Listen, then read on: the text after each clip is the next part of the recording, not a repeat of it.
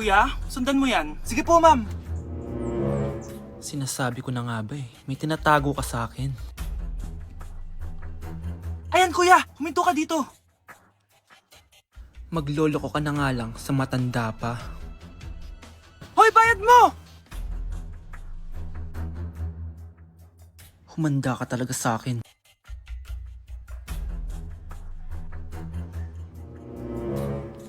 Ang sweet niyo naman. May paregalo ka pa, ha? Ano yun? Scarlett? Anong ginagawa mo dito? Manloloko ka! Pinagpalit mo ko dito sa matandang pangit na to? May paregalo ka pa, ha? Eh, sa akin nga, wala kang binibigyan na regalo, eh. Scarlett, magpapaliwanag ako. Manahimik ka! At ikaw naman, matandang pangit, sayong-sayo na tong boyfriend ko! Magsama kayong dalawa! Aba, walang respeto tong girlfriend mo, ah! Ano pinagsasabi mo, Scarlett? Eh, nanay ko to. Excuse mo lang yan! Eh, mukha kang nagtatago ka kanina, eh. Nagtatago ako kasi isusurprise namin yung tatay ko. Ganito babae ba yung gusto mo, anak? Yung walang modo? Nay, pagpasensyahan niyo na siya. Tita, sorry po. Anong sorry? Matandang pangit ako, di ba? Lumayas ka dito, babae ka. Sorry na, tita. Ayaw mo lumayas, ha? Brownie! Good boy! Tumakbo ka na! Nay! Impostor? Bakit nandito ka, ha? Walang iya ka? Bakit mo ako ginagaya, ha? Baka nakakalimutan mo. Nanay mo ang sumira ng mukha ko. Ha? Wow! Hoy, Sofia! Tandaan mo! Katulong ka dito, di ba? Huwag kang paupa-upo lang dyan. Ma'am, kakatapos ko lang po maglinis. Nagpapahinga lang po ako. Talaga sumasagot ka pa sa amo mo, ha? Nay! Ang dumi pa dito, oh! Hindi niya ginagawa ng maayos yung trabaho niya. Walang iya ka? Madumi pa pala dito? At nakuha mo pang magpahinga dyan? Paano nangyari yun? Ma'am, nilinis ko na po yan. Maniwala po kayo. Oh, eto. Yung mukha ko! Ang sakit! Ayan, pati mukha mo, dudumi na. Umalis ka na dito! Tatanggalin na natin, ha? Buti na lang talaga, mabilis kang gumaling. O ayan, kuhang-kuha yung mukha ng pinapagaya mo. Dok, kamukha ko nga siya. Pinag-ipunan ko talaga to. Nagtataka lang ako, yung ibang tao, mga artista yung pinapagaya ang mukha. Eh yung sa'yo parang normal na tao lang yung pinagaya mo. Dok, may kailangan lang akong gawin. Kung ano man yan, mag-ingat ka, ha? Ano? Ikaw si Sofia? Napakawalang ya mo din, no? Niloko mo pa kami! Mas walang ya kayo, mga hayop! Nay, Baka gusto niyo ulit mabuhusan ng asido sa mukha? asido, gusto mo lang round 2? O eto, round 2! Sige, ibuhos mo! Naka-live ako, oh. Ipakita nyo kung sino talaga kayo! Ano? Alisin mo yan. Ano? Takot na kayo, no? Tignan ko na lang kung hindi kayo masisira sa mga tao. Hindi kami pwede masira.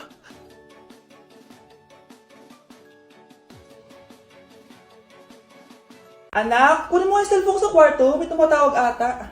Sige po, Nay. Sabi cellphone ni nanay. Anak, bilisan mo naman. Ay, salamat naman. Nakatae din. Scarlett, ba't nandyan ka?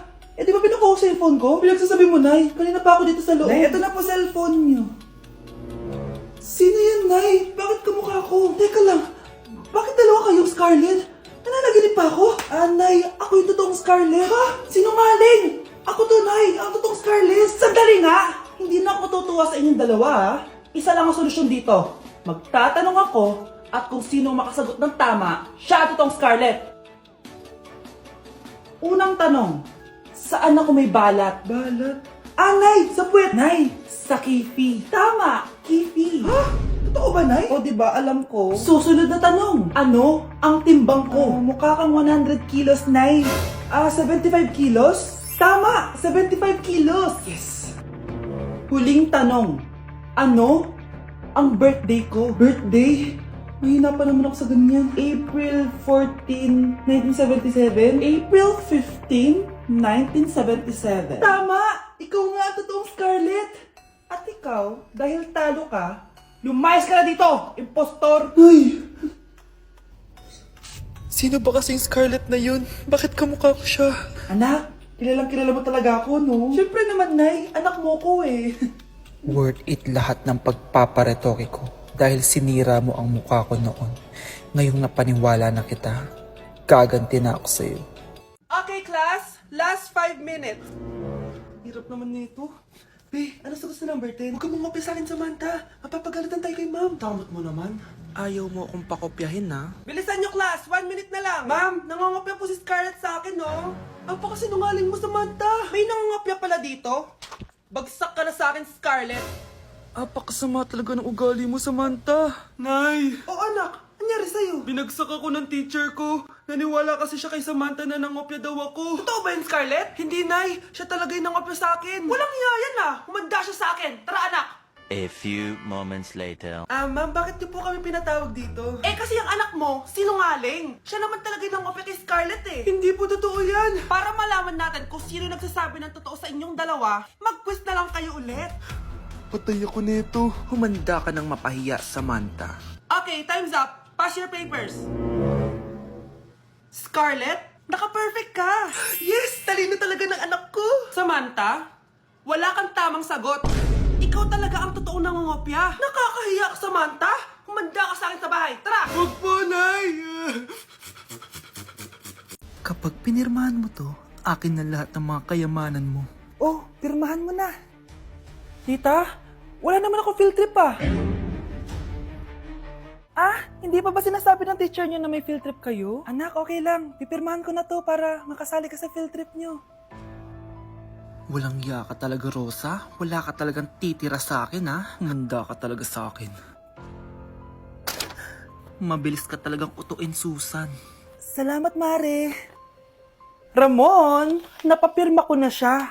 Atin na ang bahay, pera at mga ari-arian niya. Magaling ka talaga, Rosa. Kaso kailangan na natin kumilos na mabilis. Kasi sabi ng doktor, nagre-recover na yung mata niya. Ano? Kaya bukas na bukas din, papalayasin na natin sila. Total, nakuha na natin ang gusto natin. Nay, bakit mo pinirmahan yun, ha? Maliban natin kung ano nilalaman ng papel na yun. Huwag kang mag-alala, anak. Malapit nang matapos ang maliligayang araw ng tatay mo at ng kabit niya. Tita, bakit may dala kang maleta? Aba, syempre. Lilipat na ako dito sa bago kong bahay. Ano? Tay, ano ibig sabihin nito, ha? Nakalagay dito sa papel na pinirmahan ng nanay mo na amin na tong bahay, mga sasakyan niya at ang mga pera niya. Napakahayop nyo! Bakit ang ingay? Ano nangyayari? Nay, kinuha na nila lahat sa atin! Ayan, magsama kayo mag-ina. Ngayong nasa amin na ang lahat, pwede na kayong lumayas. Ramon, magse-celebrate tayo, ha? Ang galing nyo din, no? Ha? Nakakakita ka? Bago kayo mag-celebrate, i-check nyo muna kung pirma ko ba talaga yung nakalagay dyan. Hindi pwede to!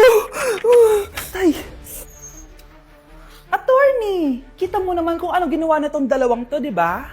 At nandito na rin ang ebidensya na magpapatunay na naghaharutan sila sa loob ng bahay ko. Anong gagawin nyo sa amin, ha? Mahal, huwag mo naman gawin sa amin to, please, oh. Magbabago ako, please. Oh, hey! Sorry kung natatapakan kayo pagka-love team nyo, ha? Arestuhin nyo na yung mga yan. Mag-celebrate kayo sa kulungan. Kayong dalawa, sumama na kayo sa akin sa presinto.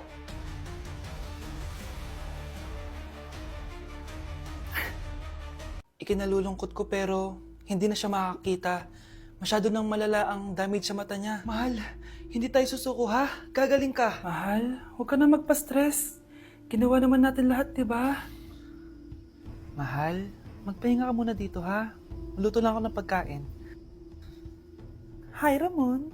Rosa, bakit nandito ka? Balita ko, wala nang pag-asang makakita yung asawa mo. Ibig sabihin, magagawa na natin lahat ng gusto natin. Shh! Huwag kang maingay. Masisira plano natin. Sinasabi ko na nga ba, may pinaplano kayo ni Rosa. Mahal, kain ka na nito paborito mo. At talagang hinahayaan mo lang dito si Rosa, ha? Ano ba?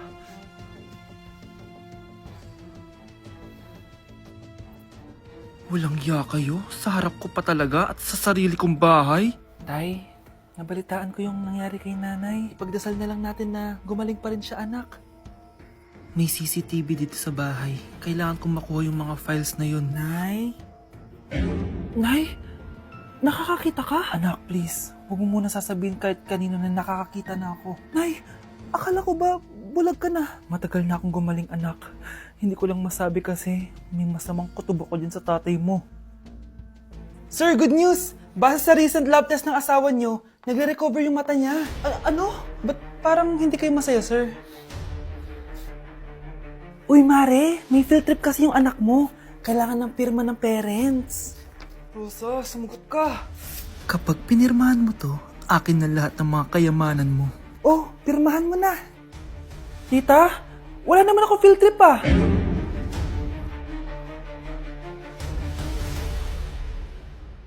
Uy pre, inuman tayo mamaya, Sabado bukas. Jeep pare, shot puno. Uy pre, may ambagan tayo sa alak ha.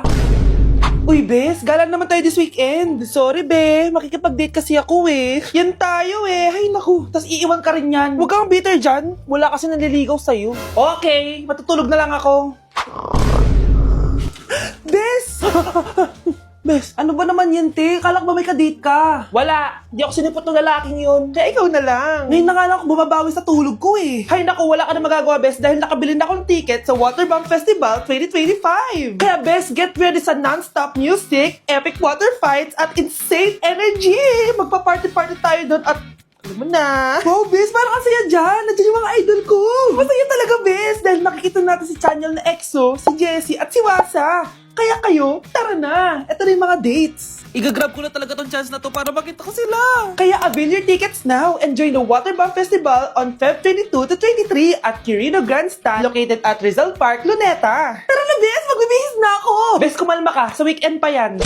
Hoy, Be! Napapansin ko palagi kang dikit ng dikit sa crush ko ah. Kahit anong gawin mo, hindi ka papansinin nun. Lumayo-layo ka dyan. Baka masampal kita nito, bura mukha mo. A few moments later. Thank you! Wow, sana all! Ang corny naman! Ano kaya nakakakilig dun? May inggitera na naman sa gilid ko, oh. Palibhasa, walang nagbibigay sa kanya neto.